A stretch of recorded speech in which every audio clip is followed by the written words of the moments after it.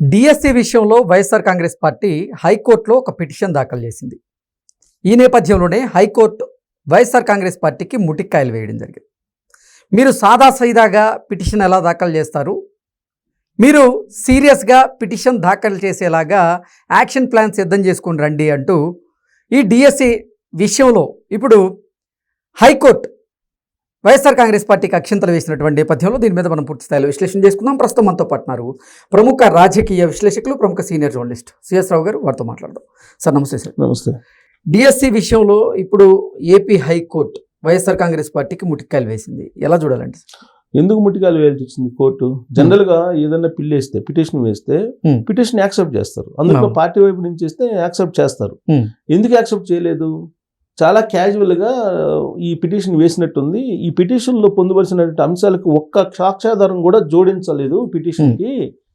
మరి ఈ పిటిషన్ మీరు ఏదో ఎకచక్కాలుగా వేసినట్టుంది కానీ సీరియస్గా వేసినట్టు లేదని చెప్పి డిస్మిస్ చేశారు. ఓకే. ఆ డిస్మిస్ చేసే ముందు జగన్ గారి తరఫు నుంచి అడ్వకేట్ ఉంటారు కదా, వైఎస్ఆర్ కాంగ్రెస్ పార్టీ అడ్వకేట్ జడ్జికి క్షమాపణలు చెప్పారు.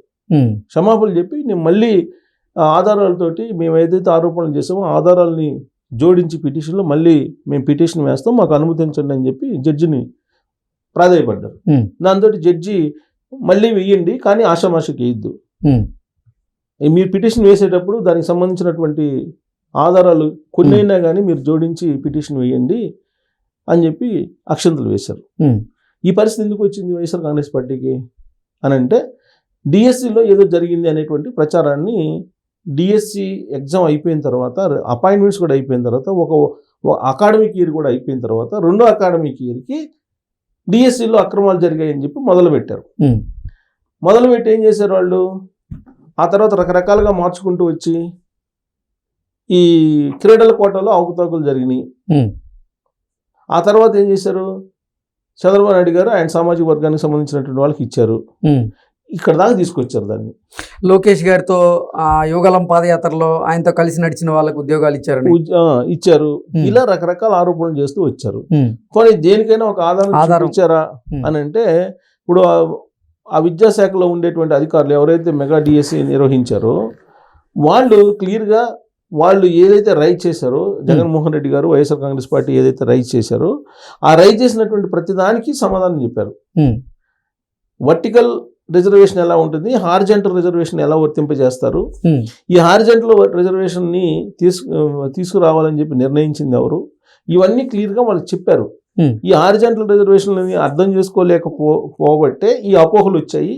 సో ఇదిగో ఈ విధంగా ఉంటుందని చెప్పేసి ఉన్నతాధికారులు వచ్చి ఎక్స్ప్లెయిన్ చేశారు. దాదాపు 1 వారం పాటు ఎక్స్ప్లెయిన్ చేశారు దీని మీద. సరే, ఇప్పుడు వైఎస్ఆర్ కాంగ్రెస్ పార్టీ వాళ్ళు దానికి సమాధానం చెప్పలేని పరిస్థితి. వాస్తవంగా వాళ్ళు డిఎస్సికి సంబంధించినటువంటి ఎవరైతే అన్యాయం జరిగిందని ఫీల్ అయ్యారో వాళ్ళు జగన్మోహన్ రెడ్డి గారిని కలిశారు. జగన్మోహన్ రెడ్డి గారు వాళ్ళకి మద్దతు కూడా ఇచ్చారు. వాళ్ళు ఏదో ధర్నా చేస్తే ధర్నాకి సంబంధించిన మద్దతు కూడా ఇచ్చారు. దాంతో మిగతా ఎవరైతే క్వాలిఫై అయినటువంటి టీచర్స్ వాళ్ళు ధర్నాకి దిగారు. మేము కష్టపడి చదివాం కదా, మమ్మల్ని అవమానిస్తామా, ఇదేనా సభ్యత అని చెప్పి వాళ్ళు ధర్నాకి దిగారు. ఇది సెలెక్ట్ అయ్యి టీచర్లుగా పనిచేస్తున్నటువంటి వాళ్ళు. అసలు ఆధారాలు లేకుండా మీరు ఎలా ఆరోపణలు చేస్తారు అనేది. ఆ తర్వాత ఏంటి, ఇన్ని ఆరోపణలు చేశారు. ఆరోపణలు చేసిన ప్రజాక్షేత్రంలో చర్చలకి తీసుకెళ్లారు.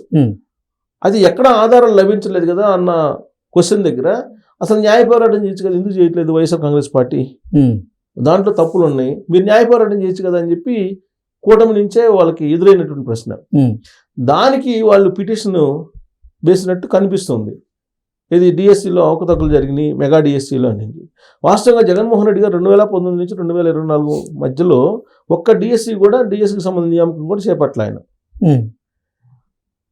యువగలం పాదయాత్రలో లోకేష్ గారు ఇచ్చినటువంటి హామీ మేరకు ఆయన రాగానే 16,000 పోస్టులు సుమారుగా నోటిఫై చేసి మొత్తాన్ని నోటిఫికేషన్ ఇచ్చేసి ఎగ్జామ్ పెట్టి టీచర్ల నియామకం చేశారు.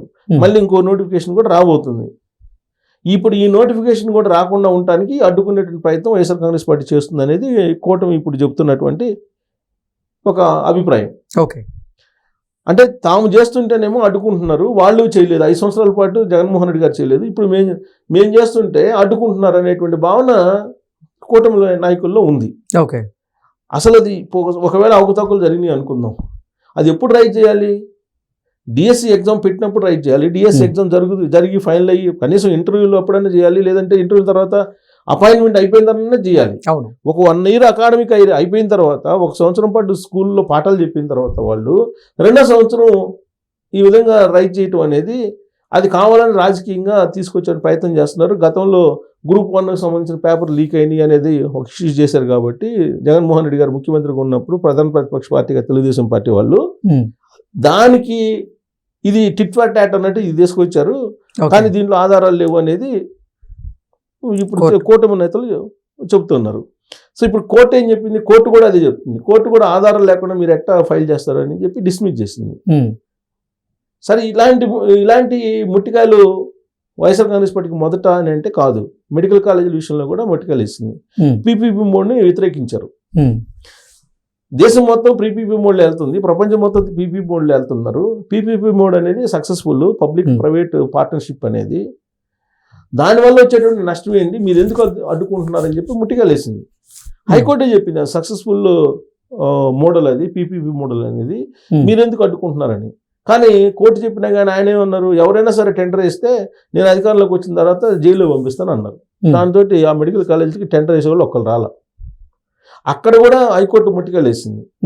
ఇలా అనేక సందర్భాల్లో ఈ 2 సంవత్సరాల్లో కోర్టుకు వెళ్ళినటువంటి ప్రతిసారి జగన్మోహన్ రెడ్డి గారికి చుక్కెదురైనటువంటి పరిస్థితులు కనిపిస్తున్నాయి. అయినప్పటికీ కూడా మళ్ళీ కోర్టుకు వేసి, ఇప్పుడు ఆయన ప్రతిపక్ష హోదా కావాలని కోర్టుకు వేశారు, హైకోర్టుకి. హైకోర్టు ప్రతిపక్ష హోదా ఇస్తుందా, ఇవ్వదనే సంగతి ఆయనకి తెలుసు. మరి హైకోర్టుకి వెళ్ళారు, పిటిషన్ వేశారు. హైకోర్టులో పిటిషన్ ఉంది. ఇంకా అక్కడి నుంచి మొదలు పెడితే హైకోర్టులో సాధ్యం కానివి, హైకోర్టు స్వీకరించినవి, హైకోర్టు అసలు తీర్పు చెప్పలేనటువంటివి, ఇలాంటివన్నీ అక్కడ తీసుకెళ్ళి అక్కడే ఆయన ప్రతికూలమైన పరిస్థితులను ఎదుర్కొంటున్నారు. ఇప్పుడు 3 రాజధానుల విషయంలో కూడా అదే చేశారు కదా. ముఖ్యమంత్రిగా ఉన్నప్పుడే 3 రాజధానుల విషయంలో హైకోర్టు ఆయన ఇచ్చినటువంటి 3 రాజధానుల దానికి చాలా సీరియస్గా సిఆర్డీఏ ఒప్పందం ఏదైతే ఉందో ఆ ప్రకారం రాజధాని కట్టించమని చెప్పి వార్నింగ్ కూడా ఇచ్చింది కదా. అవును. సో కాబట్టి అనేక విషయాల్లో హైకోర్టు ఆయన్ని తప్పుపడుతూనే ఉంది. బట్ ఆయన మార్చుకోలే. బట్ అట్లీస్ట్ ఈసారి మళ్ళీ నోటిఫికేషన్ ఇవ్వడానికి కూటమి ప్రభుత్వం రెడీ అవుతుంది. మెగా డిఎస్సి కాకపోయినా డిఎస్సికి సంబంధించిన మిగతా పోస్టులు ఉన్నాయి కదా. మెగా డిఎస్సి ఆల్రెడీ 16,000 అయిపోయినాయి. మళ్ళీ ఇప్పుడు ఏదో 2,000 3,000 ఉన్నాయి అంటున్నారు. వాటికి మళ్ళీ నోటిఫికేషన్ ఇచ్చేటువంటి క్రమంలో ఇలాంటి అపోహలు క్రియేట్ చేస్తే ఎగ్జామ్స్ మీద ఉండేటువంటి నమ్మకం పోతుంది. ఇప్పటికే నీట్ దేశవ్యాప్తంగా మనం చూస్తున్నాం. సో ఎగ్జామ్ పర్ఫెక్ట్గా చేసినటువంటి ఎగ్జామ్ మీద కూడా ఇలాంటి అనుమానాలు వ్యక్తం చేస్తే రాబోయేటువంటి రోజుల్లో నోటిఫికేషన్స్ వెలువరించినా కానీ ఎగ్జామ్ రాసినా మనకు వస్తుందా అనేటువంటి ఒక భావన వస్తుంది అభ్యర్థుల్లో. సీరియస్ ప్రిపరేషన్కి అది కొంత ఇబ్బందికరమైన పరిస్థితి. సో జగన్మోహన్ రెడ్డి గారు మళ్ళీ పిటిషన్ వేసి నిజంగా కనుక అవతాకులు ఉంటే దీన్ని నిరూపిస్తే హ్యాపీ, ఆయన్ని మనం అప్రిషియేట్ చేయాల్సిందే. అలా కాకుండా రాజకీయం కోసం ఇది వాడుకుంటే చదువుకున్న వాళ్ళ మీద ఇబ్బంది పడుతుంది. Okay sir, thank you.